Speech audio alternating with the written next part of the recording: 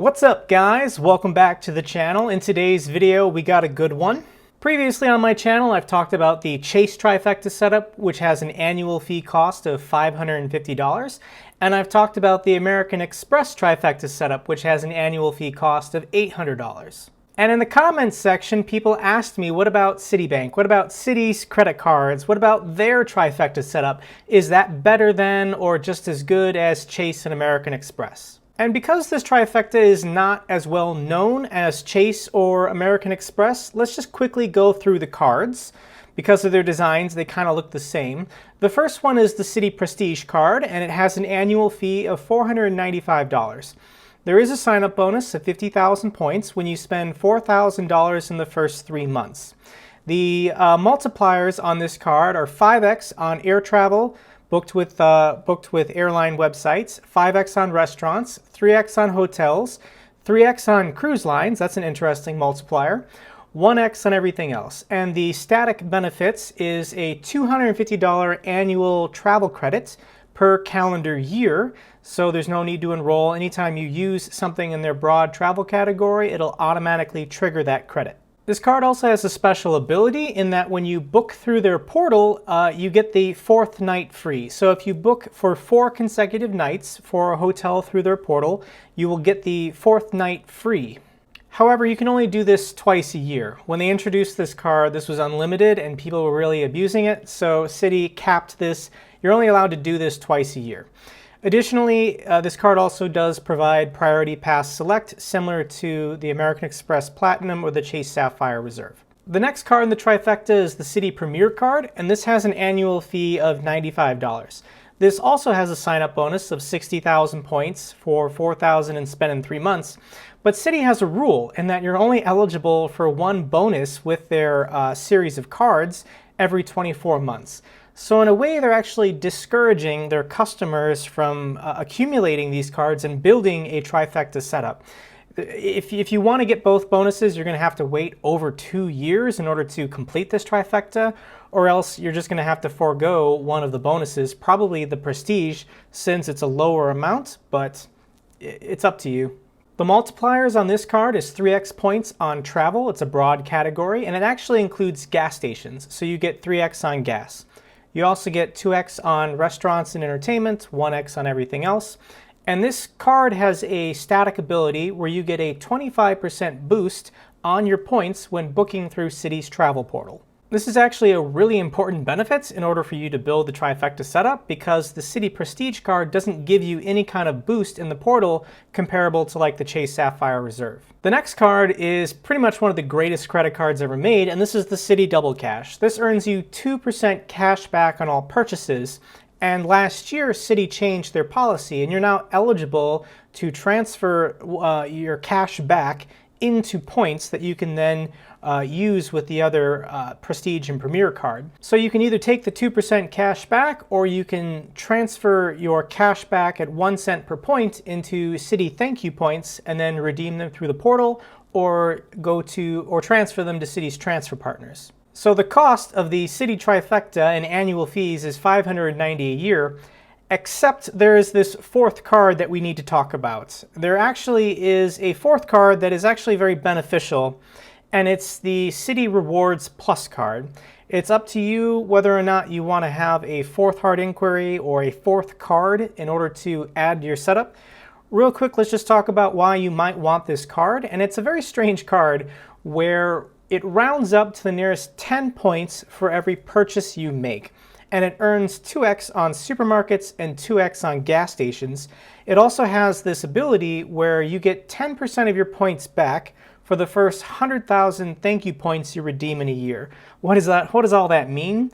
So let's just review it real quick. No annual fee, so there's no harm in getting it. It rounds up to the nearest 10 points. So if you were to purchase something at 2x, for $10, you would get 20 points. But if it cost $11, it would normally be 22 points, but it's going to round up to the nearest 10, so you'd get 30 points. If you were to buy something for 5, once again 10 points. If you were to buy something for 4, normally that would be 8, but it's once again going to round up to the nearest 10.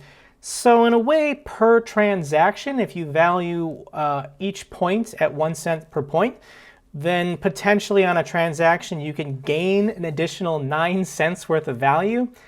Is that really worth it? I'm not so sure. It can't hurt, but I definitely think some people might overestimate how valuable that is over the course of a year.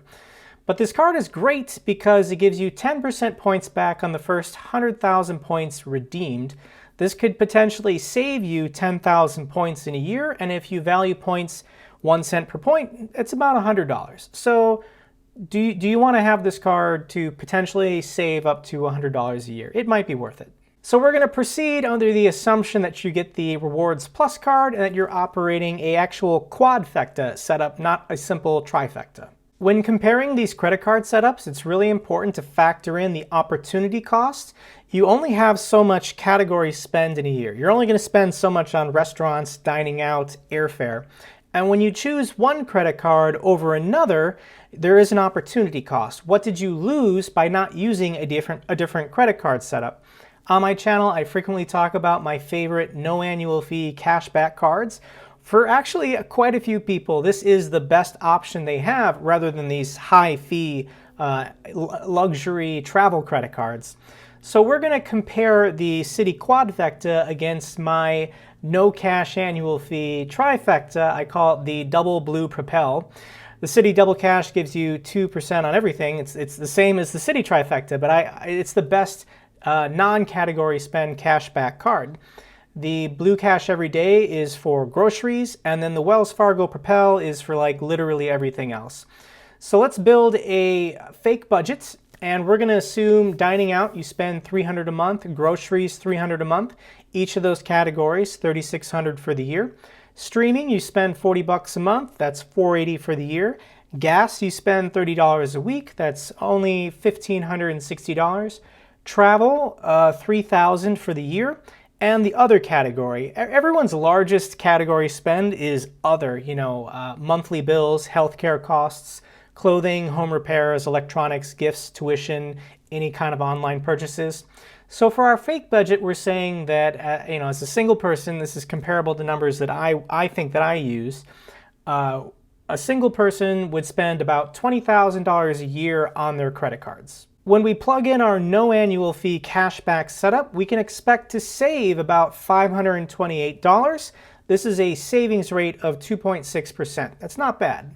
So when evaluating the Citi Quadfecta, we have to factor in the annual fee, $590, and then the opportunity cost of just going with the no annual fee setup of $528. So our true break-even point, whether or not this card setup is profitable or makes sense, you have to get more than $1,118 worth of value in order for this really to be worth it. So let's plug our Citi Quadfecta into our fake budget. You're going to use the Prestige card for all dining out at 5x. You're then going to spend it on airfare for another $1,000. The Premier is then good for gas stations and the rest of your travel purchases. The Double Cash you use for the other category and will include streaming. And then that Rewards Plus, you're still only getting 2x, but every time that you go to the grocery store and do a transaction, you might make a couple cents. You might get a couple extra points around to the nearest 10. Like I said, at most you're getting about 9 cents per transaction. So we're just going to go ahead and round it down and say that's not even a thing, and you're getting 2x using the Rewards Plus at grocery stores. So on $20,000 worth of spend, you're going to get about 57,840 Citi thank you points. So what are those 57,840 points worth? Well, the worst possible way you could do it is to redeem those points for a statement credit, because Citi will only give you half a cent per point if you just want the equivalent of cash back. Don't ever do this, by the way. Don't ever take your 2% cash back with the double cash, transfer it to thank you points, and then cash it out at half a cent per point for a statement credit. That doesn't make any sense. I hope you followed that, but don't do that. So if you were to redeem for cash back, $290, but then because you have the Rewards Plus card, you're going to get 10% back. So normally it would have been $290, but you're going to get $29 back that you can then, if you were gung-ho about doing this, redeem it again. So $319 total for just cash back. If you were to redeem in the portal, once again, you get that 25% boost because of the Citi Premier card. This comes out to a value of $723, but once again, you're getting 10% of your points back that you can then redeem through the portal again. So that gets you up to $795. If you were to then go with transfer partners, and assuming you're getting a great redemption rate of 2 cents per point with transfer partners, it could be worth $1,158. However, we have to assess that annual fee. The annual fees total $590. So when we subtract the annual fee, if you go the cashback route, you're going negative $271. The portal, you're $205, and transfer partners, you're $568. So comparing those numbers against our no annual fee cashback setup, you're not doing so well. But we need to factor in now the perks of holding the Prestige card. And it's actually pretty good. I love these broad travel credits. So the Citi Prestige will give you $250. If you travel at all in a year, you will use this, you will hit this. I value it at the full value. The 4th night free, once again, you can do this twice a year. This could potentially be difficult to use if you're someone who, when you travel, you're constantly bouncing around. So you're gonna have to stay in the same spot for 4 consecutive nights to get value from this. Potentially, if you're staying at a really nice place, this could be worth $300 to $500 for 2 decent nights at a high-end place. But then again, if you're just using it to use it because you don't want to lose it, then it doesn't really have true value to you. I'm going to go somewhere in the middle and say I'm going to value it around $150. If you want to value it more, you can value it more. And then finally, we have Priority Pass Select membership. And if you were to buy this outright, it would cost you a couple $100. I don't value it at that much. I only value it maybe at $10 per visit for drinks and snacks. So let's say you travel twice in a year, you can hit one of these lounges on your way out, way back, out back. I'm only going to value this at $40. That's very conservative. Other people would value it higher. Some people would value it not at all. So those perks of holding the card will give you about $440 worth of value.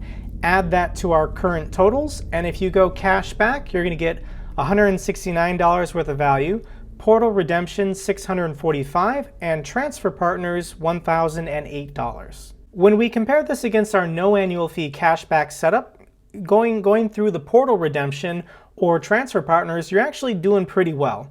The worst route possible, once again, is gift cards or cash back on a statement credit.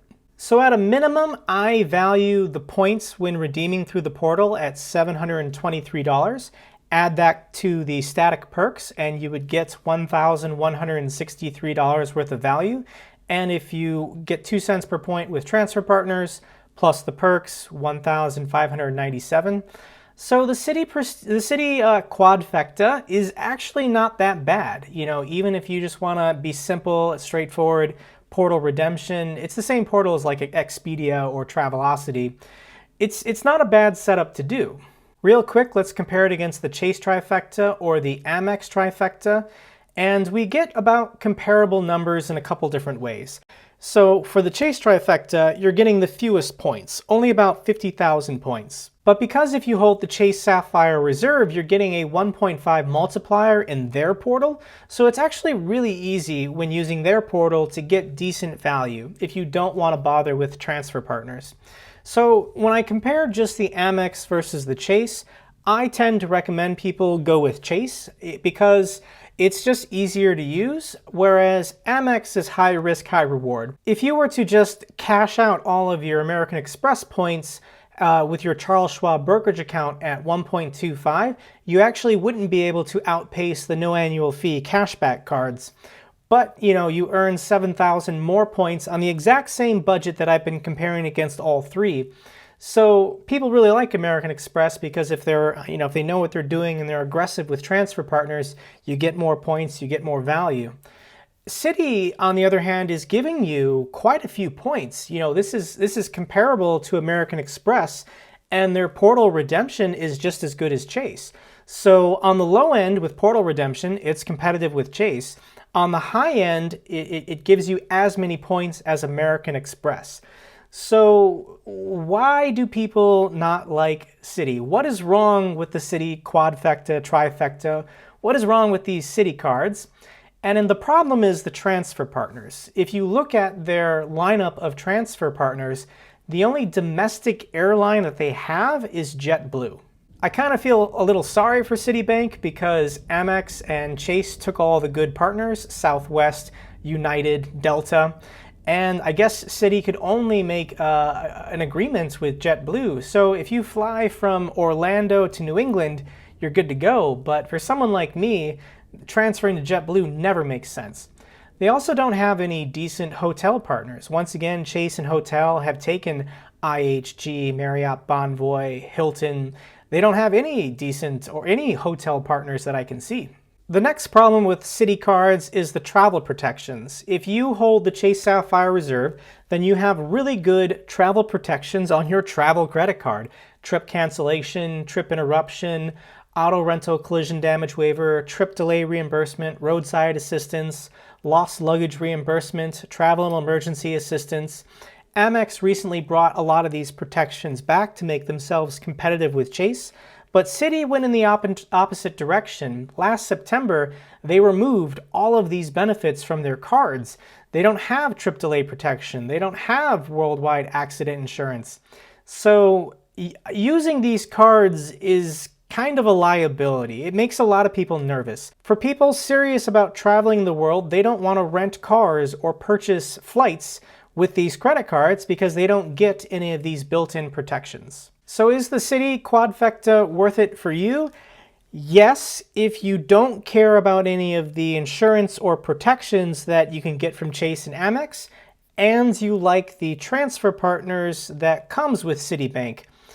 But if transfer partners are important to you and Chase and Amex are better, then obviously Citi's not going to work for you. And if you value those travel protections and you don't want to purchase airline tickets without them, then yeah, Citi doesn't really make sense. Okay guys, that's all I got for you. If you enjoyed this video, give it a thumbs up. In addition, give me a comment down below if I didn't explain something well or I made a mistake in my math. That does happen time to time. And consider subscribing if you haven't already subscribed. I post weekly about military and finance topics. I've posted quite a few videos about different trifectas and quadfectas. Definitely check out my channel and watch those videos. And until the next one, take care.